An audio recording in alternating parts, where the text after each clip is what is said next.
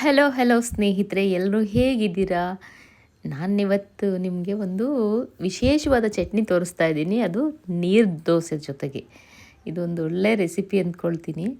ನಾನು ನೀರು ದೋಸೆಗೆ ಹೇಗೆ ನೆನೆಸಿಟ್ಟಿದ್ದೆ ಅಂತ ಕೂಡ ತೋರಿಸ್ತೀನಿ. ಬಟ್ ಈ ಚಟ್ನಿ ಮಾತ್ರ ತುಂಬಾ ಸ್ಪೆಷಲ್ ಆಗಿರುತ್ತೆ ಮತ್ತು ತುಂಬಾ ಟೇಸ್ಟಿ ಆಗಿರುತ್ತೆ. ನಾನು ಹಿಂದಿನ ದಿನ ರಾತ್ರಿಯೇ ಅಕ್ಕಿ ಮತ್ತು ಉದ್ದಿನಬೇಳೆನ ನೆನೆಸಿದ್ದೆ. ಅಂದರೆ ಒಂದು ಸೇರು ಅಷ್ಟು ಅಕ್ಕಿ ನೆನೆಸಿದ್ರೆ ಒಂದು ಪಾವಷ್ಟು ಉದ್ದಿನಬೇಳೆ ಹಾಕಿದ್ದೆ ಅದರಲ್ಲಿ. ಅಥವಾ ಇನ್ನು ಸ್ವಲ್ಪ ಕಡಿಮೆ ಹಾಕ್ಕೋಬೋದು ಉದ್ದಿನಬೇಳೆನ. ಬೆಳಗ್ಗೆ ಎದ್ದು ಇದನ್ನು ಗ್ರೈಂಡ್ ಮಾಡ್ಕೊಳ್ಳೋದು. ನಾನು ಸ್ವಲ್ಪ ಕಲ್ಲುಪ್ಪು ಹಾಕ್ಕೊಂಡು ಪ್ರತಿ ಉಬ್ಬೆಗೂ ಒಂದೊಂದು ಸರ್ತಿ ಸ್ವಲ್ಪ ಸ್ವಲ್ಪ ಕಲ್ಲುಪ್ಪು ಹಾಕ್ಕೊಂಡು ರುಬ್ಬಿಡ್ತೀನಿ. ರುಬ್ಬಿ ಫಸ್ಟ್ ಅದೇ ಮಾಡ್ಕೊಂಬಿಡ್ತೀನಿ. ಏಕೆಂದರೆ ನೀರು ದೋಸೆ ಕಾಂಬಿನೇಷನ್ ನಾವು ಏನು ಮಾಡ್ತೀವೋ ಇದು ಸ್ವಲ್ಪ ನಮಗೆ ಟೈಮ್ ಸಿಕ್ಕುತ್ತೆ. ಅದು ಸ್ವಲ್ಪ ಫರ್ಮೆಂಟ್ ಆಗೋದಕ್ಕೆ ಟೈಮ್ ಸಿಗುತ್ತೆ ನಾವು ಒಂದು ದೋಸೆ ತಿಂಡಿ ತಿನ್ನೋ ಟೈಮ್ಗೆ. ಹಾಗಾಗಿ ನಾನು ಮುಂಚೆನೇ ರುಬ್ಬಿಟ್ಬಿಟ್ಟು ಆಮೇಲೆ ಚಟ್ನಿ ಪ್ರೊಸೆಸ್ಗೆ ಹೋಗಿದ್ದೆ. ರುಬ್ಬುವಾಗ ಅದು ಚೆನ್ನಾಗಿ ನುಣ್ಣಗಾಗಬೇಕು, ಆ ಥರ ರುಬ್ಕೋಬೇಕು. ಮತ್ತು ನೀರು ಕೂಡ ಚೆನ್ನಾಗಿ ಆ್ಯಡ್ ಮಾಡ್ಕೋಬೇಕು. ನೋಡಿ, ಕನ್ಸಿಸ್ಟೆನ್ಸಿ ಆಲ್ರೆಡಿ ಅದು ತೆಳುವಾಗೇ ಇದೆ. ಆಮೇಲೆ ಮತ್ತೆ ನಾನು ಇನ್ನೂ ಸ್ವಲ್ಪ ಅದಕ್ಕೆ ನೀರನ್ನ ಆ್ಯಡ್ ಮಾಡಿಕೊಂಡು ನೀರು ದೋಸೆ ಮಾಡ್ಕೊಳ್ಳೋದು. ನಿಮ್ಗೆ ಹಾಗೂ ಏನಾದರೂ ವ್ಯತ್ಯಾಸ ಆಗುತ್ತೆ ಅಂದರೆ ನೀವು ದೋಸೆ ಹಾಕೋ ಟೈಮ್ನಲ್ಲಿ ಇನ್ನೊಂದು ಸಪ್ರೇಟ್ ಪಾತ್ರೆಯಲ್ಲಿ ಈ ಬ್ಯಾಟರ್ನ ಹಾಕಿಟ್ಕೊಂಡು ಅದಕ್ಕೆ ನೀವು ಎಷ್ಟು ಬೇಕೋ ಅಷ್ಟು ನೀರನ್ನು ಮಿಕ್ಸ್ ಮಾಡ್ಕೊಳ್ಳೋ ಥರ ಬೇಕಾದರೆ ಮಾಡ್ಬೋದು. ನೀವು ಫುಲ್ಲು ಬ್ಯಾಟರ್ಗೆ ನೀರು ಹಾಕಿ ಏನಾದರೂ ಅದು ವ್ಯತ್ಯಾಸ ಆಗೋ ಸಾಧ್ಯತೆ ಇರುತ್ತೆ. ಹಾಗಾಗಿ ಮುಂಚೆನೇ ನಾವು ಇದನ್ನು ಮಾಡ್ಕೊಂಬಿಡ್ಬೇಕು. ಅಂದರೆ ಎತ್ತಿಟ್ಕೊಂಬಿಟ್ಟು ಎಷ್ಟು ಬೇಕಷ್ಟನ್ನು ನಮಗೆ ಯೂಸ್ ಮಾಡೋಕ್ಕೆ ಎಷ್ಟು ಬೇಕೋ ಅಷ್ಟು ಬ್ಯಾಟರ್ಗೆ ನೀರನ್ನ ಹಾಕ್ಕೋಬೋದು. ಅವಾಗ ಒಂದು ಐಡಿಯಾ ಸಿಗುತ್ತೆ. ಜಾಸ್ತಿ ಇನ್ ಕೇಸ್ ನೀರು ಜಾಸ್ತಿ ಆದ್ರೂ ನಾವು ಮತ್ತೆ ಆ ಬ್ಯಾಟರ್ನ ಸ್ವಲ್ಪ ಮಿಕ್ಸ್ ಮಾಡಿ ಅದನ್ನು ಈಕ್ವಲ್ ಕನ್ಸಿಸ್ಟೆನ್ಸಿ ಮಾಡ್ಕೋಬೋದು. ಮತ್ತು ಇದು ಹಾಕೋದು ಅಷ್ಟೇ, ಅದನ್ನು ಸೌಟಲ್ಲೆಲ್ಲ ಈ ಥರ ಸ್ಪ್ರೆಡ್ಡೆಲ್ಲ ಮಾಡೋಕ್ಕೆ ಹೋಗಬಾರ್ದು. ಜಸ್ಟು ಸುಮ್ಮನೆ ಹಾಗೆ ಹಾಕಿ ಬಿಟ್ಬಿಡಬೇಕು. ಅದು ದೋಸೆನ ಬೇಯೋದಕ್ಕೆ ಕ್ಲೋಸ್ ಮಾಡಬೇಕು. ಕ್ಲೋಸ್ ಮಾಡಿದ್ರೆ ಚೆನ್ನಾಗಿ ಆಗುತ್ತೆ. ಆನಂತರ ಅದು ಎಷ್ಟು ತೆಳುವು ಅಂದರೆ ಅಷ್ಟು ತೆಳುವಿರುತ್ತೆ ಮತ್ತು ಅಷ್ಟೇ ಸಾಫ್ಟ್ ಬರುತ್ತೆ. ಇಲ್ಲಿ ಉದ್ದಿನಬೇಳೆ ಹಾಕಿರೋದ್ರಿಂದ ತುಂಬಾ ಸಾಫ್ಟ್ ಬರುತ್ತೆ. ದೋಸೆ ಕೂಡ ತುಂಬ ಚೆನ್ನಾಗಿತ್ತು, ಟೇಸ್ಟಿಯಾಗಿಯೂ ಇತ್ತು. ಮತ್ತು ಈ ಚಟ್ನಿ ಅಂತೂ ಆ್ಯಕ್ಚುಲಿ ಕೋಕೋನಟ್ ಚಟ್ನಿ ಯೂಸ್ ಮಾಡ್ತಾರೆ ನೀರು ದೋಸೆಗೆ. ನಾನು ರೆಗ್ಯುಲರ್ ಅದೇ ಮಾಡ್ತೀನಿ. ಇದು ಈ ವೆಜಿಟೇಬಲ್ ಇದ್ದ ಟೈಮಲ್ಲಿ ನಾನು ಈ ಥರ ಏನಾದರೂ ಬೇರೆ ಟ್ರೈ ಮಾಡ್ತಾ ಇರ್ತೀನಿ. ತುಂಬಾ ಚೆನ್ನಾಗಿತ್ತು. ನಾನಿಲ್ಲಿ ಆ್ಯಕ್ಚುಲಿ ತಗೊಂಡಿದ್ದು ಸೀಮೆ ಬದನೆಕಾಯಿ ಮೇಯ್ನು, ಏನು ಇಂಗ್ಲೀಷ್ನಲ್ಲಿ ಚೌ ಅಂತ ಹೇಳ್ತಾರಲ್ಲ, ಅದು ತಗೊಂಡಿರೋದು. ಬದನೆಕಾಯಿ ಸ್ವಲ್ಪ ಒಂದೆರಡು ಎಕ್ಸ್ಟ್ರಾ ಇತ್ತು ಅಂತ ಅದನ್ನು ಹಾಕ್ಕೊಳ್ತಾ ಇದ್ದೀನಿ, ಯಾಕೆ ವೇಸ್ಟ್ ಮಾಡೋದಂತ. ಸೀಮೆ ಬದನೆಕಾಯಿನ ಸಿಪ್ಪೆ ತೆಗೆದು ಕಟ್ ಮಾಡಿ ಇಟ್ಕೊಂಡಿರೋದು. ಹಾಗೆ ಅದು ಬೇಯೋದಕ್ಕೆ ಚಿಲ್ಲಿ ಹಾಕ್ತಾಯಿದ್ದೀನಿ. ಒಂದೇ ಒಂದು ಈರುಳ್ಳಿ ಸಿಪ್ಪೆ ತೆಗೆದು ಸುಮ್ಮನೆ ದಪ್ಪ ಬೇಕಾದ್ರೂ ಕಟ್ ಮಾಡಿ ಹಾಕ್ಬೋದು. ಅಥವಾ ಹೆಂಗೆ ಬೇಕಾದರೂ ಟೊಮೆಟೊನೂ ಅಷ್ಟೇ ಹಾಗೆ ಬೇಯುತ್ತೆ ಅಂದರೂ ಹಾಕ್ಕೋಬೋದು. ಟೊಮೊಟೊ ಹಣ್ಣಿಗಿಂತ ಕಾಯಿ ಸಿಕ್ಕರೆ ಅದಿನ್ನೂ ತುಂಬ ಚೆನ್ನಾಗಿರುತ್ತೆ ಟೇಸ್ಟು.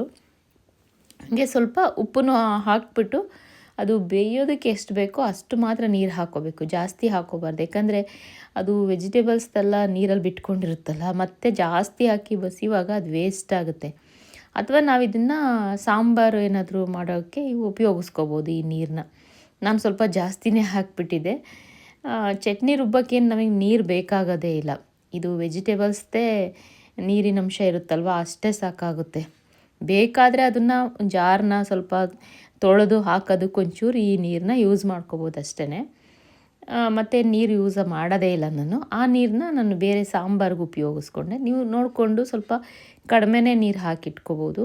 ಇದನ್ನು ಬೇಕಾದರೆ ಎಣ್ಣೆಯಲ್ಲಿ ಫ್ರೈ ಮಾಡಿ ಕೂಡ ಮಾಡ್ಬೋದು ಇದೇ ಚಟ್ನಿನ. ಬಟ್ ಅದು ಟೇಸ್ಟೇ ಬೇರೆ ಆಗುತ್ತೆ. ಅದಕ್ಕೆ ಕೋಕೋನಟ್ ಆ್ಯಡ್ ಮಾಡ್ತಾರೆ ಕೆಲವರು. ಕೋಕೋನಟ್ ಹಾಕಿದ್ರೆ ಅದೇ ಟೇಸ್ಟ್ ಬೇರೆ, ಹಾಕಿಲ್ಲ ಅಂದ್ರೇ ಟೇಸ್ಟ್ ಬೇರೆ. ಇದು ನಾವು ಈ ಥರ ಬೇಯಿಸಿ ಬಸ್ದು ಮಾಡೋದಿದೆಯಲ್ಲ, ಈ ಟೇಸ್ಟೇ ಡಿಫ್ರೆಂಟಾಗಿರುತ್ತೆ. ಒಂದು ಸರಿ ಟ್ರೈ ಮಾಡಿ. ನಾನಿಲ್ಲಿ ಎಕ್ಸ್ಟ್ರಾ ಅದೇನು ವೆಜಿಟೇಬಲ್ ಬೇಯಿಸಿದೆ ಅದಕ್ಕೆ ಸ್ವಲ್ಪ ಜೀರಿಗೆ, ಸ್ವಲ್ಪ ಕೊತ್ತಂಬರಿ ಸೊಪ್ಪನ್ನ ಹಾಕ್ಕೊಂಡು ಹಾಗೆ ಹುಣಸೆ ಹಣ್ಣಿನ ರಸನೂ ಹಾಕಿ ರುಬ್ತಾ ಇದ್ದೀನಿ. ಅಂದರೆ ನಮಗೆ ಆಲ್ರೆಡಿ ನಾವು ಟೊಮೆಟೊ ಆ್ಯಡ್ ಮಾಡಿದ್ವಿ. ಸೊ ಹುಳಿ ಎಷ್ಟು ಬೇಕೋ ಅಷ್ಟನ್ನು ಬೇಕಾದ್ರೆ ಟೇಸ್ಟ್ ಮಾಡಿ ಹಾಕ್ಕೋಬೋದು. ನಿಮಗೆ ರುಬ್ಬೋ ಟೈಮಲ್ಲಿ ಹಾಕಿಲ್ಲ ಅಂದ್ರೂ ಈ ಚಟ್ನಿ ಕುದಿಯುತ್ತಲ್ಲ, ಆ ಟೈಮಲ್ಲಿ ಬೇಕಾದ್ರೆ ನಾವು ಹುಣಸೆ ರಸನ ಹಾಕ್ಕೋಬೋದು. ಅದು ಬೇಕಾದರೆ ಇನ್ನೂ ಟೇಸ್ಟ್ ಮಾಡಿ ಕೂಡ ಹಾಕೋಕ್ಕೆ ಟೈಮ್ ಸಿಗುತ್ತೆ. ಹಾಗೂ ಮಾಡ್ಬೋದು. ನನಗೆ ಆಲ್ರೆಡಿ ಮೆಜರ್ಮೆಂಟ್ ಗೊತ್ತಿರೋದ್ರಿಂದ ನಾನು ರುಬ್ಬೋ ಟೈಮ್ನಲ್ಲೇ ಹಾಕ್ಕೊಂಡಿದ್ದೀನಿ.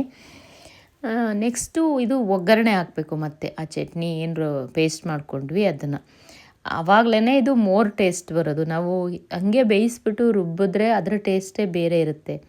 ನೀವು ಅದನ್ನು ಏನು ಒಗ್ಗರಣೆ ಹಾಕಿದಾಗ ಅದರ ಟೇಸ್ಟೇ ಬೇರೆ ಇರುತ್ತೆ. ನೀವು ಈ ಥರ ಟ್ರೈ ಮಾಡಿ ನೋಡಿ. ನಾನಿಲ್ಲಿ ಒಗ್ಗರಣೆಗೆ ಮತ್ತು ಬೆಳ್ಳುಳ್ಳಿ ಹಾಕ್ಕೊಳ್ತಾ ಇದ್ದೀನಿ. ಆಲ್ರೆಡಿ ನಾವು ಚಟ್ನಿ ರುಬ್ಬೋದಕ್ಕೂ ಈರುಳ್ಳಿ ಮತ್ತು ಬೆಳ್ಳುಳ್ಳಿನ ಹಾಕಿದ್ದೀವಿ, ಅಂದರೆ ಅದನ್ನು ಬೇಯಿಸ್ಬಿಟ್ಟು ಹಾಕಿದ್ವಿ.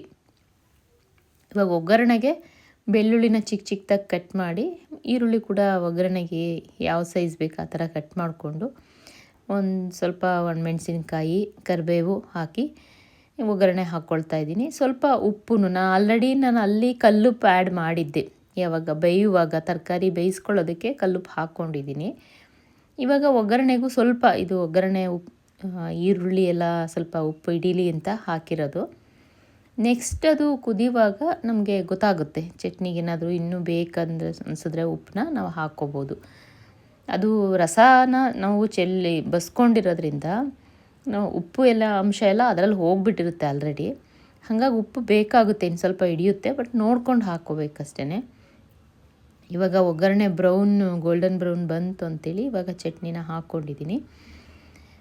ಅದು ಧನಿಯಾ ಆ್ಯಡ್ ಮಾಡಿರೋದ್ರಿಂದ, ಕೊತ್ತಂಬರಿ ಸೊಪ್ಪು ಹಾಕಿರೋದ್ರಿಂದ ಒಳ್ಳೆ ಡಾರ್ಕ್ ಗ್ರೀನ್ ಕಲರ್ ಬರುತ್ತದು. ಮತ್ತು ನಾವಿಲ್ಲಿ ಇದು ಕುದಿಯೋ ಈ ಟೈಮ್ನಲ್ಲಿ ಸ್ವಲ್ಪ ಟ್ಯಾಮರಿನ್ ನೋಡ್ಕೊಂಡು ಹಾಕ್ಕೋಬೋದು. ಮತ್ತು ಬೆಲ್ಲ ಹಾಕ್ಕೋಬೇಕು. ಬೆಲ್ಲ ಏನಕ್ಕಂತಂದರೆ, ನಾನು ಈ ಥರ ಚಟ್ನಿಗಳಿಗೆ ಯೂಶ್ವಲಿ ಬೆಲ್ಲ ಹಾಕ್ತೀನಿ. ಯಾಕಂದರೆ ಗ್ಯಾಸ್ಟ್ರಿಕ್ ಆಗೋಲ್ಲ, ಹಸಿಮೆಣ್ಸಿನ್ಕಾಯಿ ಪೇಸ್ಟ್ ಮಾಡಿಬಿಟ್ಟಿರ್ತೀವಲ್ಲ, ಹಾಗಾಗಿ ಗ್ಯಾಸ್ಟ್ರಿಕ್ ಆಗೋಲ್ಲ ಅಂತ ಹಾಕ್ತೀನಿ. ಮತ್ತು ಇದು ಟೇಸ್ಟು ಚೆನ್ನಾಗಿರುತ್ತೆ, ಥರ ಸ್ವೀಟ್ ಆ್ಯಂಡ್ ಸ್ಪೈಸಿ ಥರ ಇರುತ್ತಲ್ಲ, ಹಾಗಾಗಿ ಚೆನ್ನಾಗಿರುತ್ತೆ. ಓಕೆ ಸ್ನೇಹಿತರೆ, ಹೇಗಿತ್ತು ರೆಸಿಪಿ? ಇಷ್ಟ ಆಯಿತಾ? ಇಷ್ಟ ಆದರೆ ಕಮೆಂಟ್ ಮಾಡಿ, ಶೇರ್ ಮಾಡಿ, ಹಾಗೆ ಸಬ್ಸ್ಕ್ರೈಬ್ ಕೂಡ ಮಾಡಿ ಅಂತ ಹೇಳ್ತಾ ಮುಂದಿನ ವೀಡಿಯೋದಲ್ಲಿ ಸಿಗ್ತೀನಿ. ನೀರು ದೋಸೆ ಒಂದು ಸರಿ ಟ್ರೈ ಮಾಡಿ ನೋಡಿ, ಹೇಗೆ ಬಂತಂತ ನನಗೆ ಕಮೆಂಟ್ ಹಾಕಿ. ಯಾಕೆಂದರೆ ತುಂಬಾ ಸಾಫ್ಟಾಗಿ ಚೆನ್ನಾಗಿ ಬರುತ್ತೆ, ನಾನು ಏನು ಹೇಳಿದ್ದೀನಿ ಆ ಮೆಜರ್ಮೆಂಟ್ ತೊಗೊಂಡ್ರೆ. ಓಕೆನಾ? Take care, bye, see you.